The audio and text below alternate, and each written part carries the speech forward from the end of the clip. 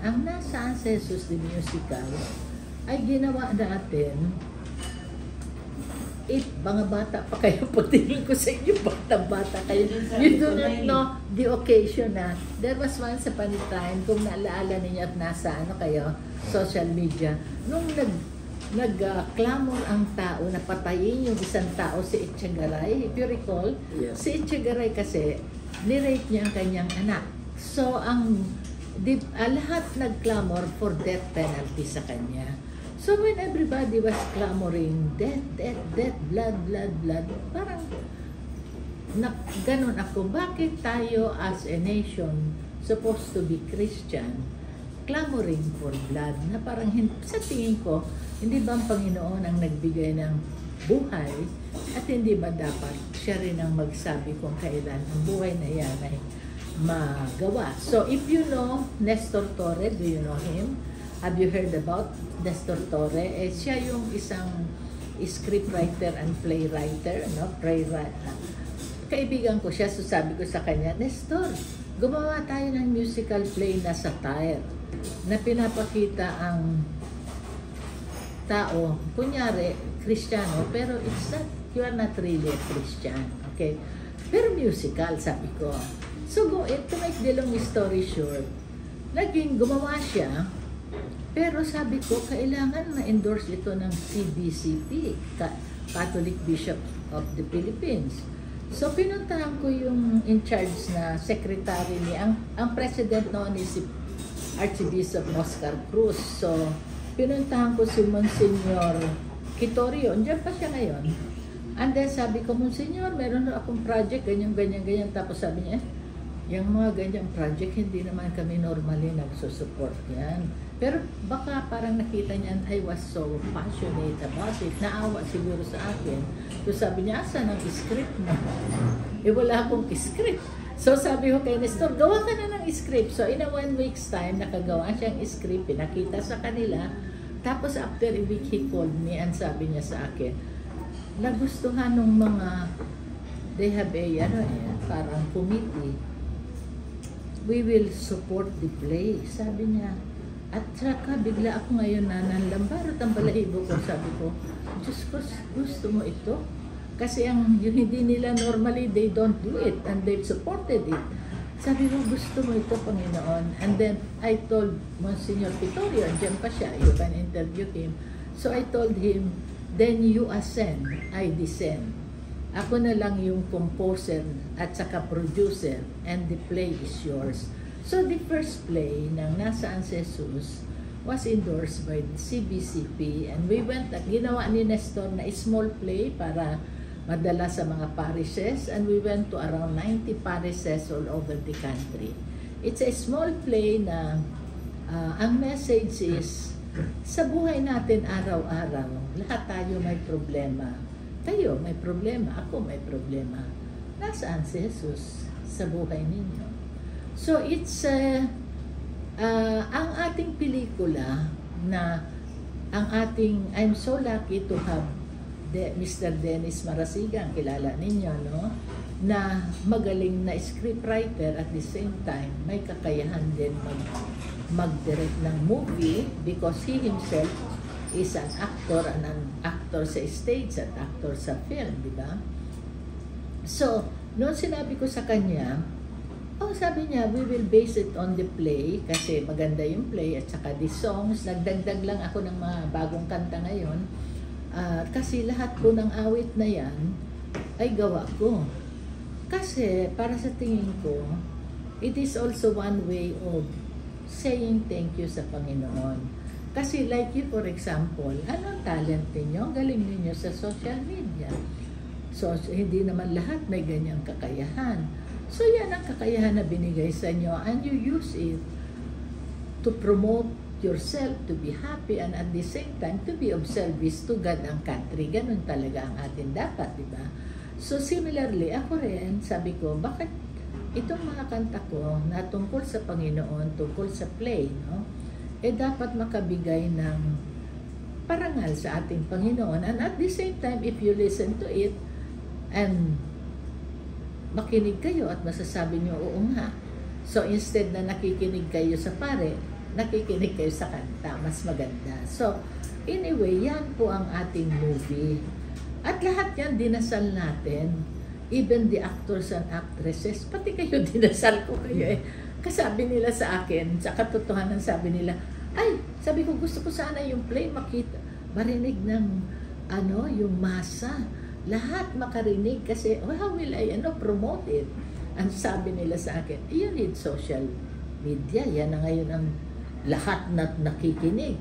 Ang sabi ko ngayon kay Lou, sino kaya? Sabi niya, hanapin ko, maghanap ako. And then sabi ko gano'n, siyempre, in the process na hinahanap kayo, dinadasal kayo. So when you volunteer, and then kayo na, then when I am here talking to you now, then ang sagot ko sa inyo, kayo ang chosen because you answered it. And every time you do something, you are not promoting me.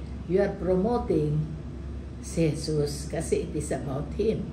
And so, kung as many people who will hear about it, you will gauge, and when they start talking about it, then you will begin to see, ang laki pala ng nagagawa ninyo in promoting a very small and simple movie. Kasi itong movie is category na sinasabi nilang independently produced and at the same time, it's a low budget movie, di ba? Kasi hindi tayo katulad ng iba na ang lalaki ng nagagasta. So even the actors and actresses, pag sabi sa kanila, perfect example is si Geneva Cruz, ang sabi ni Geneva, ano bang mga parte yan? Sinabi may madre, ako yung madre, sabi niya, ako yung madre kasi sa buong buhay ko, gusto kong magmadre pero hindi na pwede, at least kahit nasa pelikula madre ako. So parang, parang yung lubos pusong umuoo sila. Si Richelle Alejandro, for example, nasa Amerika siya. Sabi niya, pagdating dyan, ako gusto ko rin kasali dyan. So, na-shoot na namin siya eh. Tapos na ang kanyang parte. And then, nanay siya. Oh. Tapos sabi niya, ang gusto ko sanang asawa si Jeffrey. O si Jeffrey na nga ang asawa. Kasi magkakaibigan sila. No? Si Jeffrey ang tatay. Pagkatapos, sabi naman nila, ang suddenly, si Joano Reeves ang pare. Pagkatapos si Bimbol Rocco ang politiko. Pagkatapos sabi nila sa akin, kasi hindi ko naman mga kilala, ang sabi nila sa akin is, alam mo, ang ganda pala ng iyong cast. Star-studded ang nasa ancestors. Kasi they can act and they can sing. Yun ang very important. So with that background ng nasa ancestors, if may mga question kayo that you want to ask me, please feel free because ito namang pelikula is not my pelikula but it is the pelikula that hopefully maging pelikula ng lahat as an offering sa Panginoon. Mga ilang music po ang na-compose nyo? Dito for this? Sabi ni Dennis, naging 12 yata, sabi niya. Kasi ang nangyari sa movie natin, si Geneva, Richelle Alejandro, ang nanay, may kanta na siya sa play isa. Sabi ko, sayang naman si Richelle, ang ganda ng boses, gawan pa natin ng isang kanta. So ginawa namin ng isang kanta. Tapos nung nakikita ko, isa lang ang kanta sa play siguro, isa lang ang kanta. Isa lang ang kanta ni Jeffrey Hidalgo. Sayang naman, galing boses, gawa natin ng isang kanta. So naging and then the intro song, binago namin. Siguro ang mga ilan bagong kanta, 4 na kanta ang bago. The other songs are already the songs ng musical play. So sa musical po parang merong 8 original music, then may additional po 4 original songs.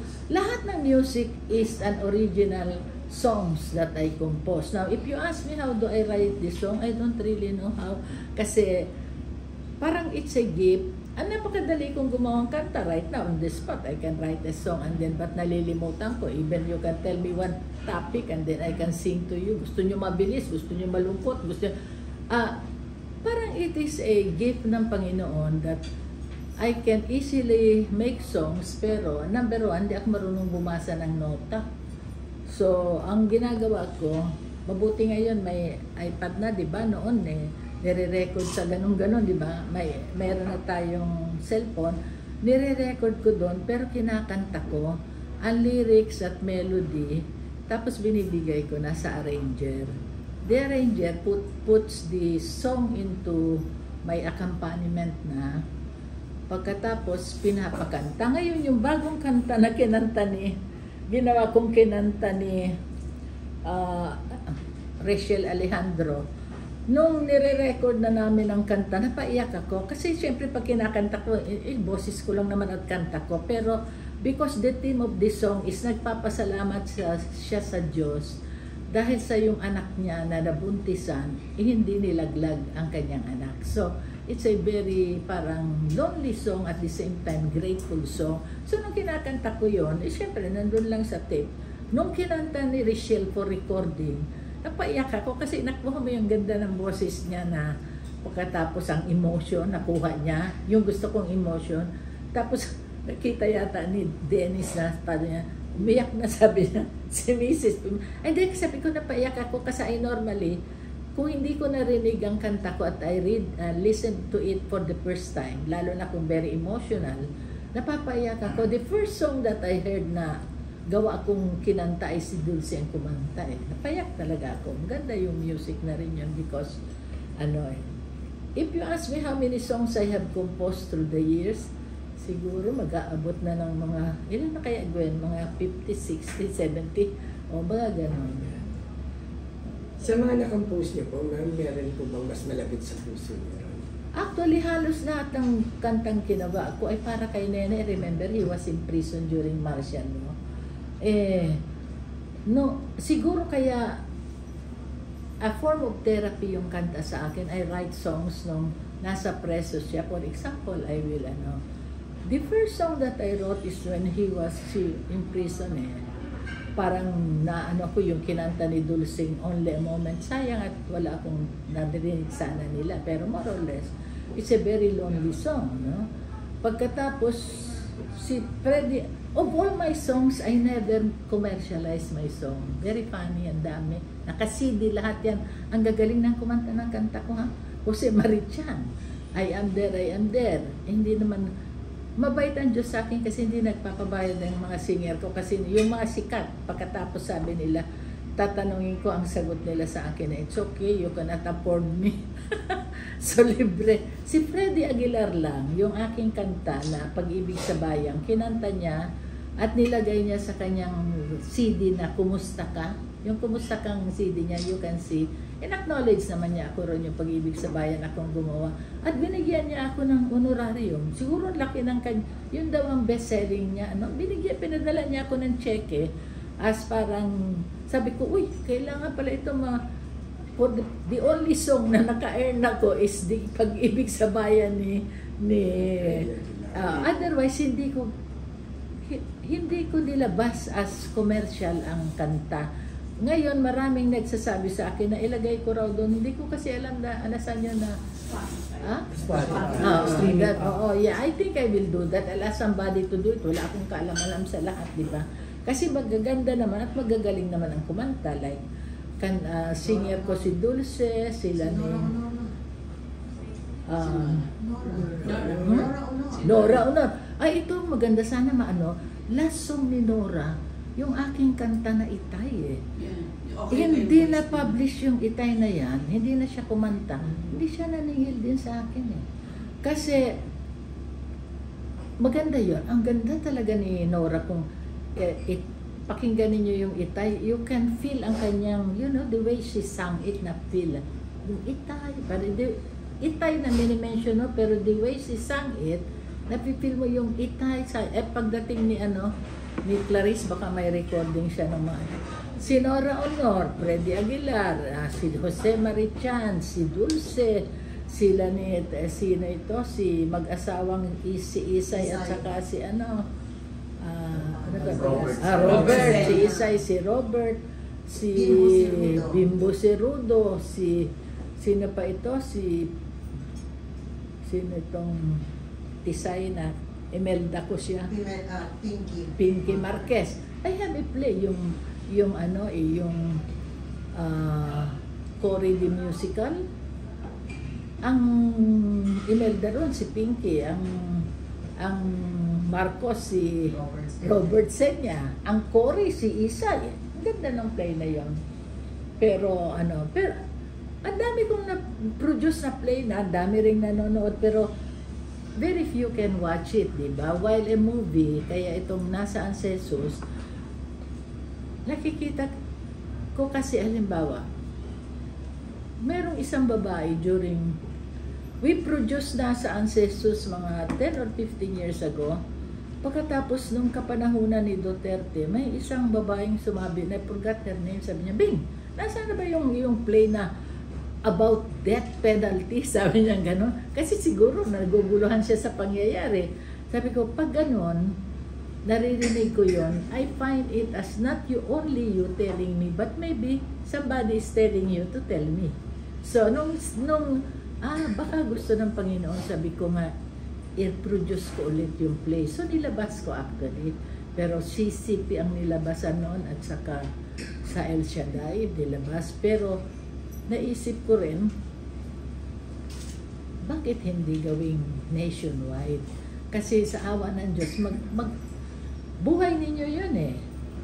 You lose faith sometimes, di ba? Oh. Pagkatapos, anong mga problema ng movie natin? Electoral cheating, nabuntisan, pilandering husband, mga walang pakialam na tao. Yan ang common problem natin. Yung mga mamahihirap, kawawa naman, humihingi ng tulong, mga things like that. That is what you will see. Ngayon, nasaan si Jesus kaya ng tanong natin? Yan ang tignan ninyo. Kung makita ninyo si Jesus sa pelikula. May question ka?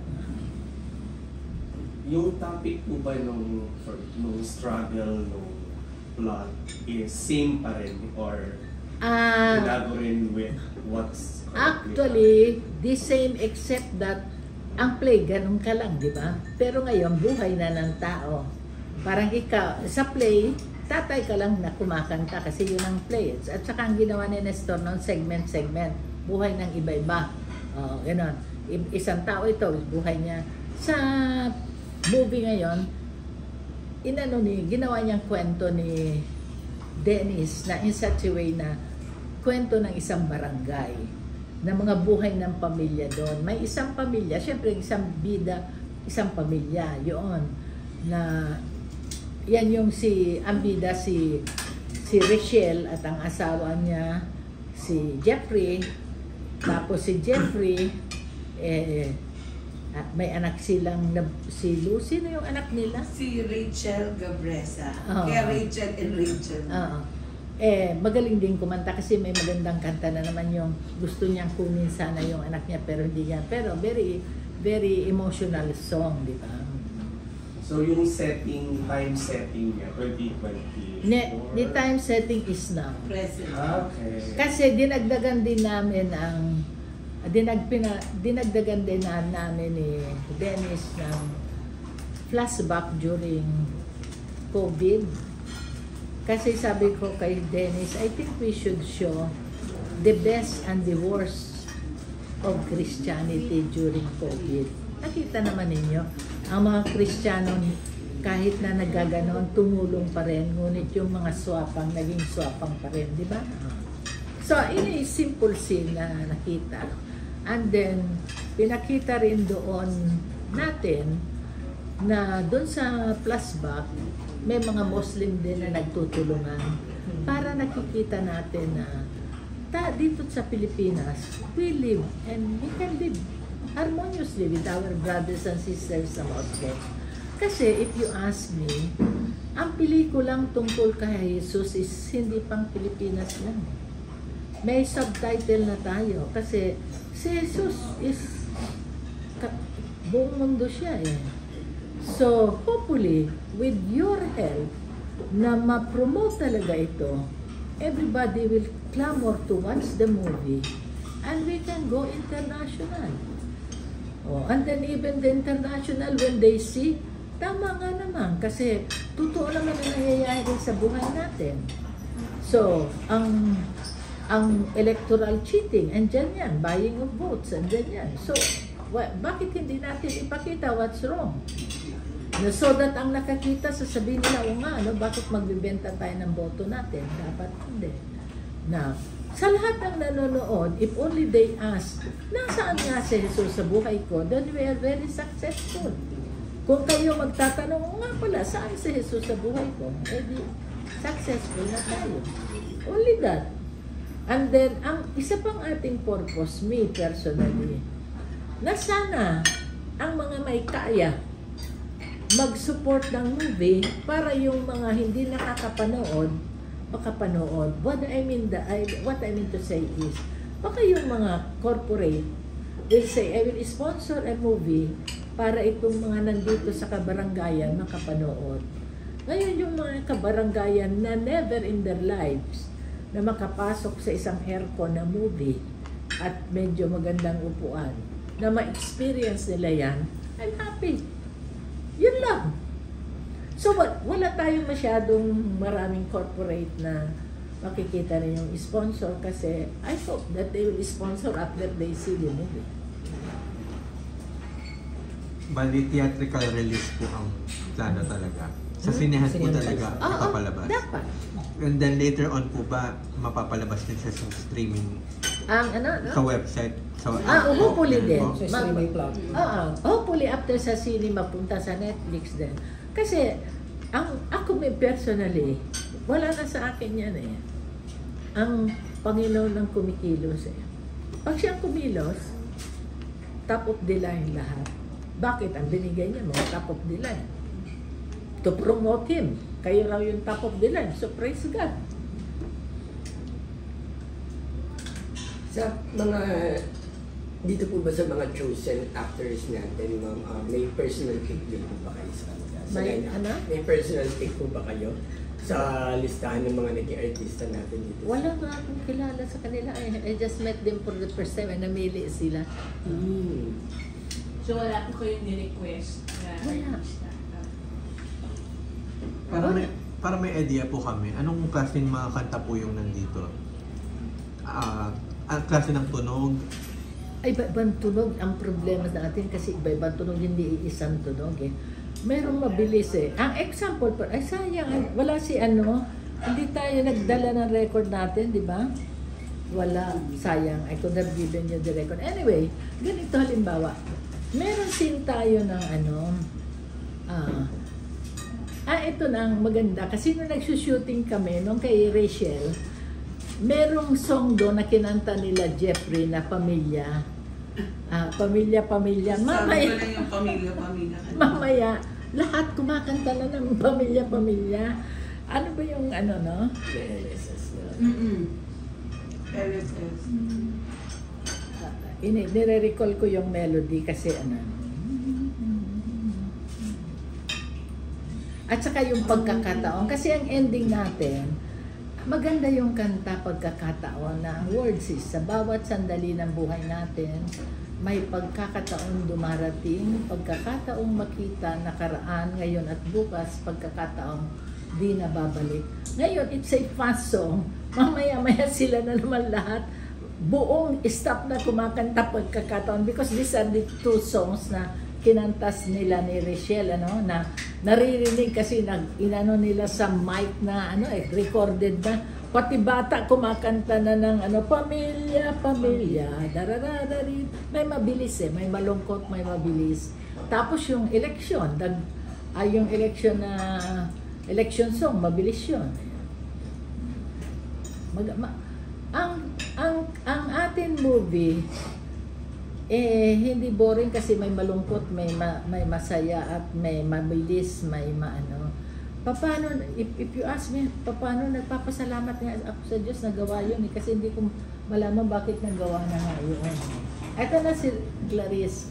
Clarice, yes. May sample ka ba ng kanta natin ng May record ka bang kanta natin sa Nasaan si Jesus dyan? Ikaw meron? Meron. Pero papakinggan? Papakinggan nila ang isa. Anong gusto nila? Anong gusto mong ipapakinig sa kanila?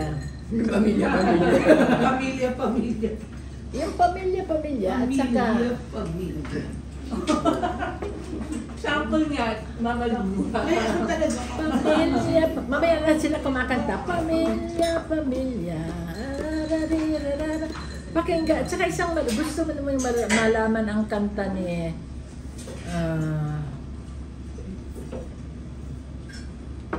siguro yung ano, Kapatawaran.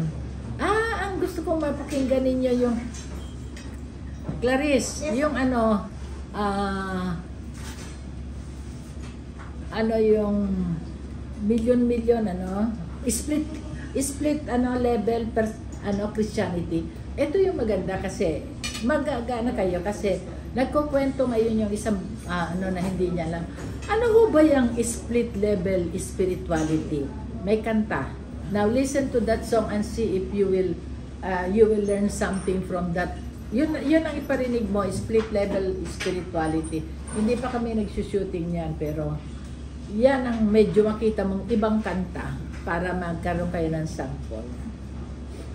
Pero pinakamaganda sa tingin ko na beginning paiyak na kayo, isang Batang Lansangan. Sa 8 yun, Sa Batang Lansangan lang. Kasi imagine niyo halimbawa, pinakita ni Dennis ang mga senaryo ng movie sa beginning ng kanta. Maganda yan. Parang ang main start ng scene, hinuhuli ang isang drug addict. Tapos ang whole community andyan na, binabatikos siya, marami na, mga bata, mga lansangan, ginaganon ng mata ang bayan. Alis kayo dyan, di ba ganon tayo sa Batang Lansangan? Tapos may isang, Batang Lansangan ang iparinig mo. Ang ganda ng Batang Lansangan, pagpakinggan ninyo. Yun lang, sa beginning pa baka magsiiyakan na lahat eh. Because in our play, ang una rin ang Batang Lansangan, nag-iiyakan na lahat. At ang sabi ko kay Nestor nung una umiiyak, Nestor, akala ko ba comedy itong ating play? Bakit nag-iyakan na lahat? Kasi nga yung emotion na ang Batang Lansangan is the picture of poverty natin sa movie. Kasi we have to have, ayan na, dito. Batang Lansangan?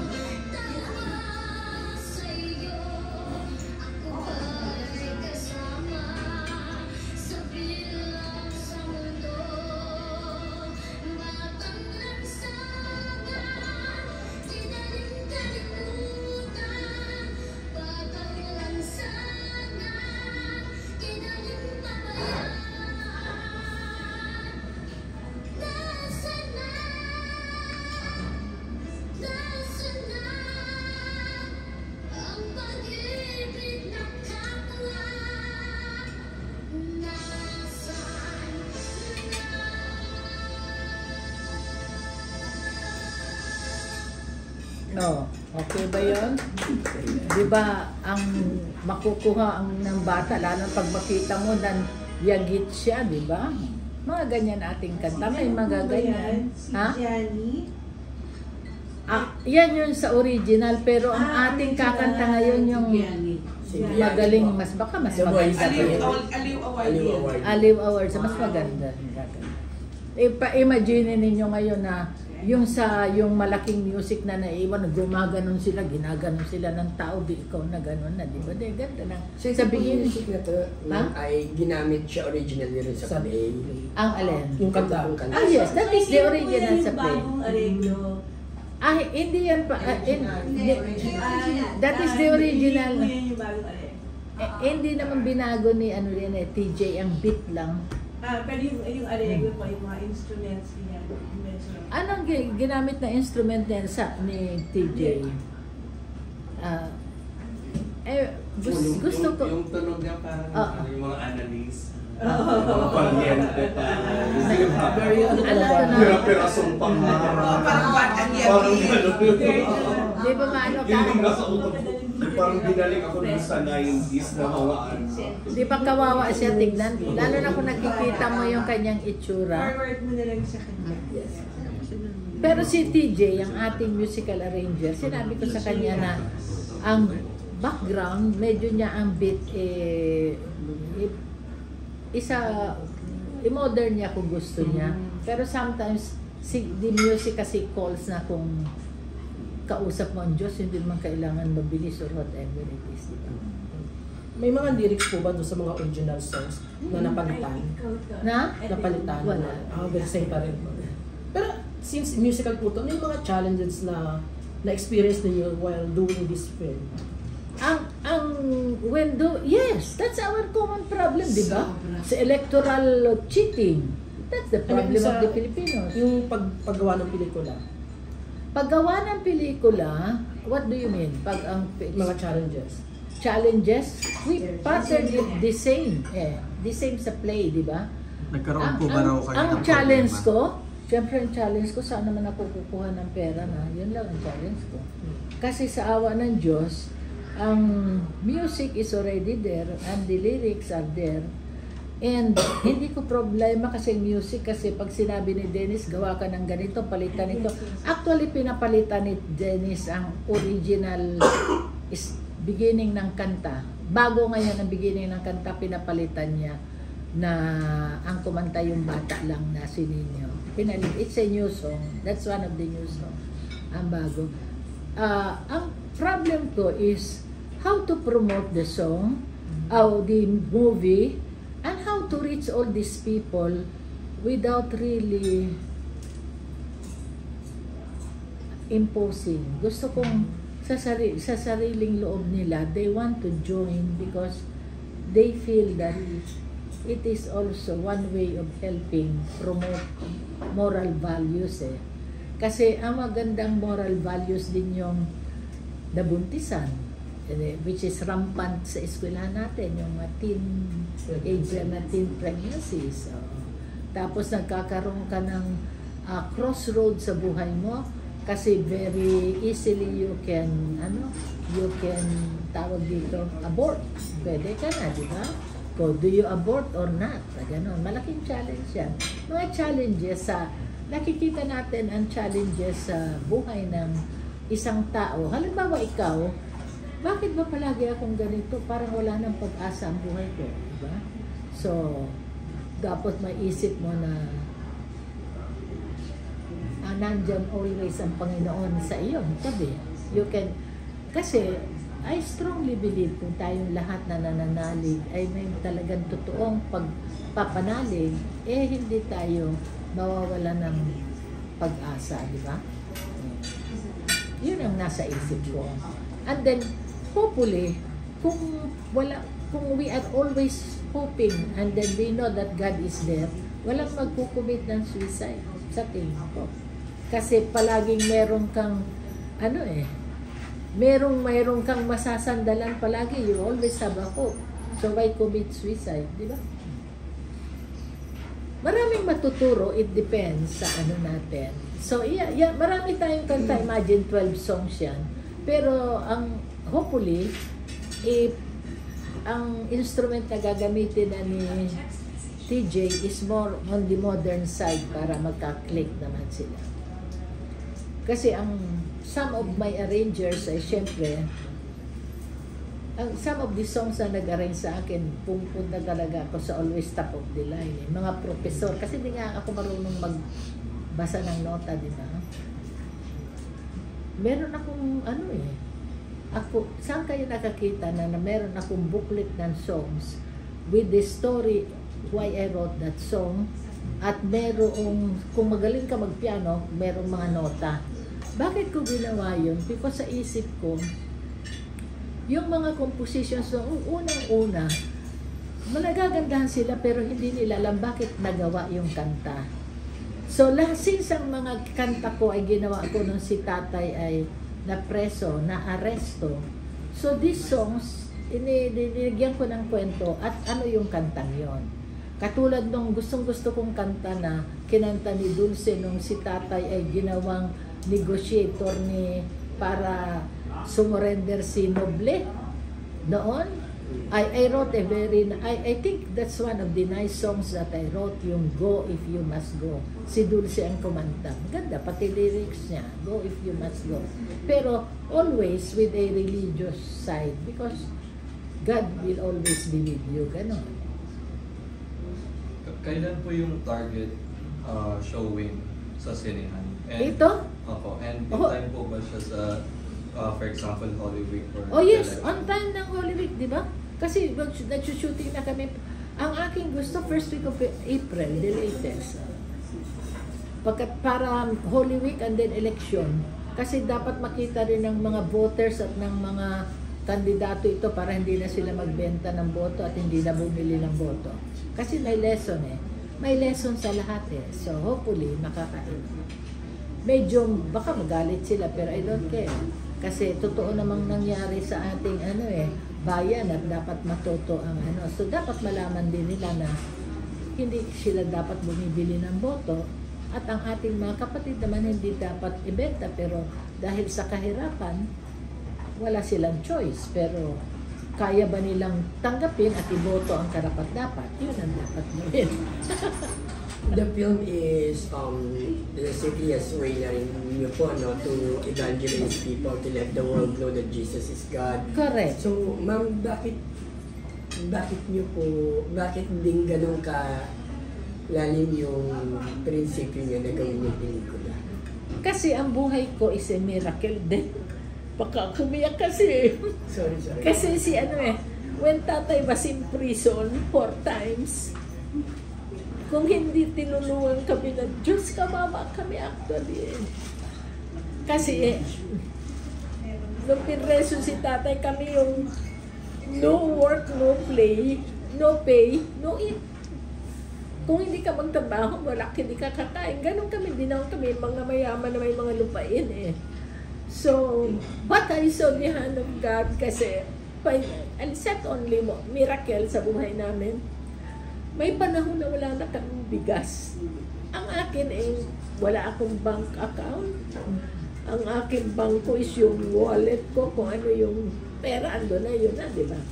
There was a time na wala kaming bigas. Ang sabi ng katulong, sabi niya, Manang, wala na tayong bigas. Sabi ko ganon, binuksan ko, bili na tayo ng kilong bigas. Okay? Bumili ng kilong bigas and then sa gabi niyan, may nag-knock sa door namin, naka-Ford Fiera, sakong bigas. Sako-sakong bigas. So, sabi ko, pag ganon, alam ko, yun, di ba? So, tinatawag ko mga anak ko, sabi ko, anak, nakita ninyo, ang kulang sa atin ngayong bigas.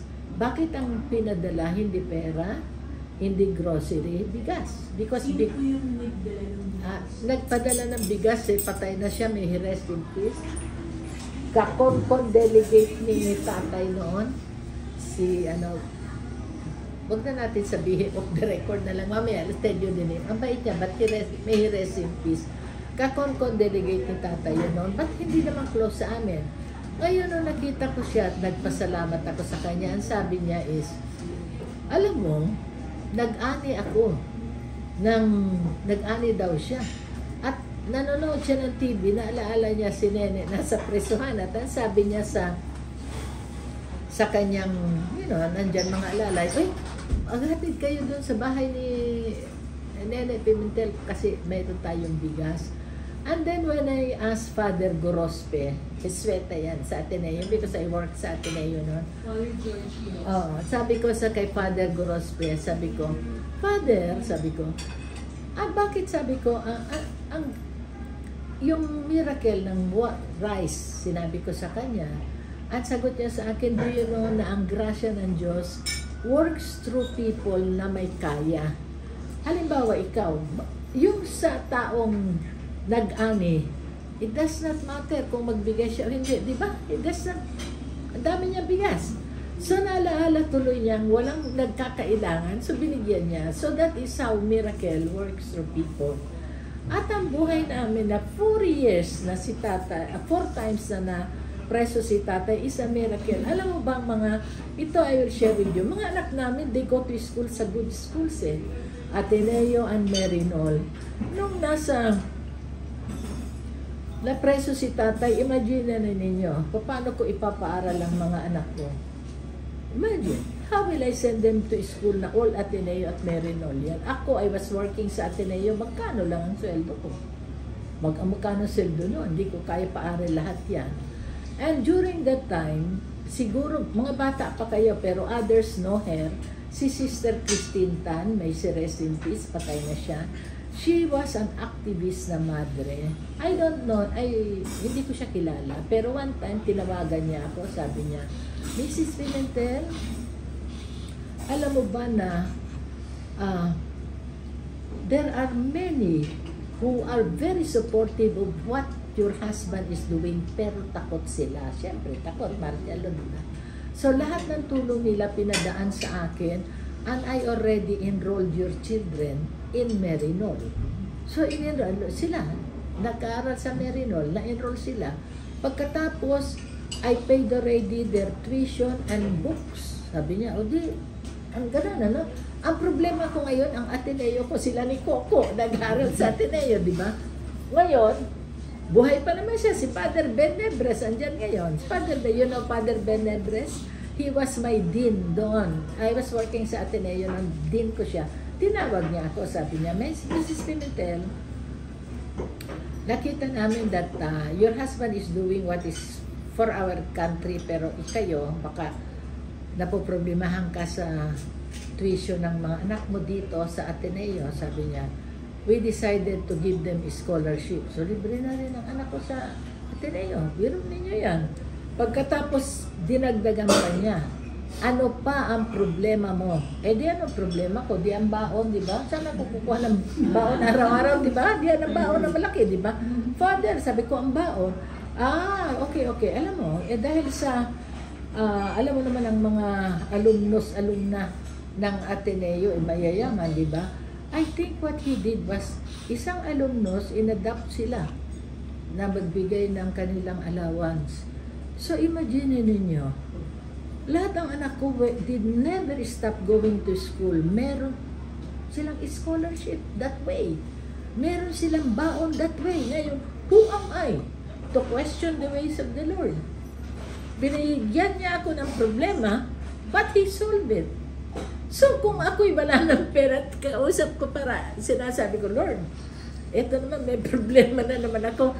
Kahit na nung mga dagdag bawas nila tatay noon, anong nakakaraos kami, if you recall that, mayroong panahon, these are miracles in our life, na kailangan si Coco noon ang lawyer ni tatay sa yung dagdag bawas.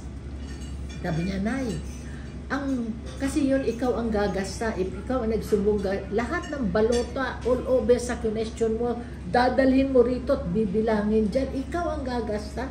Tapos sabi niya, Nay, yung mga balota sa Marawi, kailangan kunin, wala tayong perang pangkuha niyan. Magkano bang kailangan mo? Sabi ko sa kanya, kailangan natin at least mga 200,000. Sabi niya, wala naman akong 200,000, etc. So sabi ko gano'n, o sige, sabi ko, dasal na ako ng dasal, Lord. Itignan ninyo ito. Sinabi niya sa akin ng, I think if I have not remember, if I recall, mga Sabado, Linggo, sinabi ko kay tatay, ay, may problema tayo, etc. Sabi ni tatay, may nakilala, may nakita ako, sabi niya, tutulong daw siya, binigay sa akin yung card. Sabi ko, bigay ko kay Coco, binigay ko kay Coco yung card, pinuntahan ni Coco ng Monday, wala, babalik ng Tuesday. Okay, Tuesday, sinabi niya na mayroong problema, tulong, etc. By Wednesday, andyan ang cheque. Pagbukas mo ng cheque, kung ano, kailangan yun lang. 200,000. So, ikaw ang tatanungin ko, bakit 200,000? Hindi na ano? See, ganun ang mga nangyayari sa buhay namin. If I have to tell you, ang hand ng God is literally, pinapakita niya. So ngayon, nung sinabing, baka gusto niya itong pelikula, so I said, I will do it to honor him. Yun ang sabi ko, kaya ganun ang ginagawa ko. Pinapapayag tuloy ako, I'm sorry.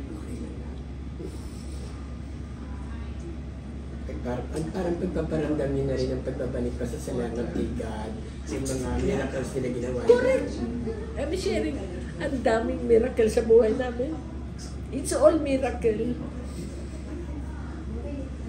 Saan kayo makakita na si Nene Pimentel nagiging senador, walang pera? Paano kang tatakbo, di ba?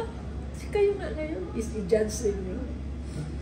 How can a person run na walang pera? Kaya, if you call, walang attachment si tatay kasi ang gusto niya service lang. At if you will look at his life, lahat ng buhay niya, dinedicate niya sa Panginoon at sa taong bayan. If you research sa lahat ng nagawa niya, yun ang dami. Kung if you want miracles, ang daming miracles sa buhay niya. Kaya sabi ko nga gano'n, in return, kaya sabi ko itong pelikula, ang bida si Jesus. And then lahat ng involved, palagi kong sinasabi, if you recall, I call you, you have chosen kasi sa paggusto ko, itong ginagawa ninyo, hindi para sa inyo, hindi para kanino man, kundi para sa Kanya. And when you will notice it, you will feel something in return. The grace of God cannot be felt. You are the only one who will feel. Kung anong klaseng grasya ang matatanggap ninyo, hindi ako ang makakasabi niya. Kasi ang grasya ng Diyos comes in thousandfold sa people who are sincerely doing something for Him. Tama yan. I don't know. Pero yan ang sa buhay namin. Kaya ako, pag tinatanong mo, kasi recipient ako ng grasya ng Diyos eh. Saan ka nakakita rin? When tatay was elected assemblyman, tapos inalis sa office, imagine ninyo yan.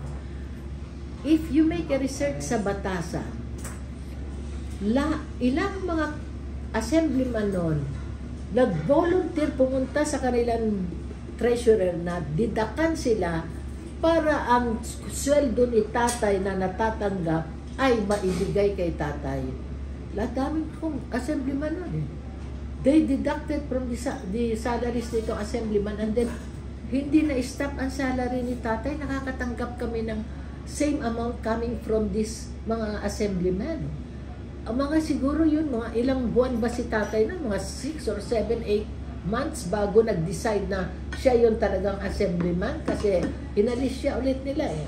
Palagi siya, kasi nga against siya sa di ba? Establishment. Nung inalis siya, binalik ng Congress, ng Assembly, ang lahat ng sweldo niya. So yung mga yung binigay ng mga assemblyman sa kanya, lahat nun binigay sa kanya ulit. Alam mo ba na isinuli niya isa-isa sa lahat? Kung ikaw ang sinulian ngayon ng pera, you have no choice ba't tatanggapin mo kasi ang ganda naman ng sulat niya eh. Hindi niya sinabing sinusuli niya sa inyo, ganit. Sinasabi lang niya, ang inyong malaking tulong na binigay sa akin maybe itong isinuli ko sa inyo, maibibigay ninyo sa iba. So, hindi naman na inyong ipapakit na ulit yun kung hindi ibibigay sa iba. Di ba? So, tinanggap naman nila ang iba. Oh. So, I will tell you na ang daming miracle. Meron ba ngayon sa Congress na magbibigay ng sweldo para sa isang congressman? Wala. Okay. Doon kay tatay, tingnan mo lahat yan. Nakawan ba tayo? Oh. You can do a research on that. Oh. Kasi assemblyman siya noon. Yung nangyayari sa kanya, hindi mangyayari sa iba. Di ba? Oh. Yung mga things na like that, kasi nga siya, si tatay is a person na sincere yung pagmamahal niya sa taong bayan. Hindi siya yung politikong lamano-lamano sa inyo. Hindi. Tatahimik lang siya. Yet, mahal siya ng taong bayan. Nakita ko naman yan nung siya ay nagkasakit na at naka-wheelchair siya kuminsan, dadalhin sa mall. Mga tao pumupunta sa kanya eh. Senator, idol, pagpapalitrato sila, ganyan. Tapos, pag ma-hospital siya, hindi nagpapabayad ang doktor at sinasabi nilang, it is our honor to help you, to serve you. Saan ka nakakita ng ganyan, di ba? Parang masaya. Para masaya. Sugar. Ay, ang gusto ko nga pala, bigyan mo ako ng tsokolate kasi ito lang ako. Tsokolate. Ito lang ang favorite ko eh. Ayun po. Ano pa? May mga questions na tayo. Dami na sinabi ni nanay. Dami kong sinabi na share. Nagpunta po kayo sa shoot. Nagpunta na po kayo sa shooting. Ay, palagi ako sa shooting. Nakatambay si Mag sa shooting. Hanggang 10 o'clock, tinatawagan tuloy ako ng mga anak. Nay, nasaan ka na? Oo, tinapos na. Nawala daw sa isip ni ma'am na, ni nanay na late na. Oo, Sa tinapos ko. Cavite yung shooting. Yeah, she Bacoor, was no? there from 9 to 10:30. 9 a.m. to To 10:30. 10:30. Oh my God. Sumakit ang tuhod ko pag tayo ko. Pero maganda kasi, nakikita ko naman, ganun pala. Sabi ko, very efficient din sila. Oh, sila, may kanya-kanya trabaho. Galing. Silo, pagkain, lahat. Bakit gutom? Siyempre. Ay, mamaliw pa rin yung skills yung meron. May mga pictures sana. Meron po tayong official BTS na hindi pa namin nilalabas. So, ang sabi ko kay Mark, bibigyan namin kayo ng kopya. Iba-iba. Para yung ilalabas mo, hindi pare-pareho. To you. Ikaw na magbibigay sa feed sa kanila ng Any controversial questions? Virginity and all. So, yun. Nagra-raffle na ba ako?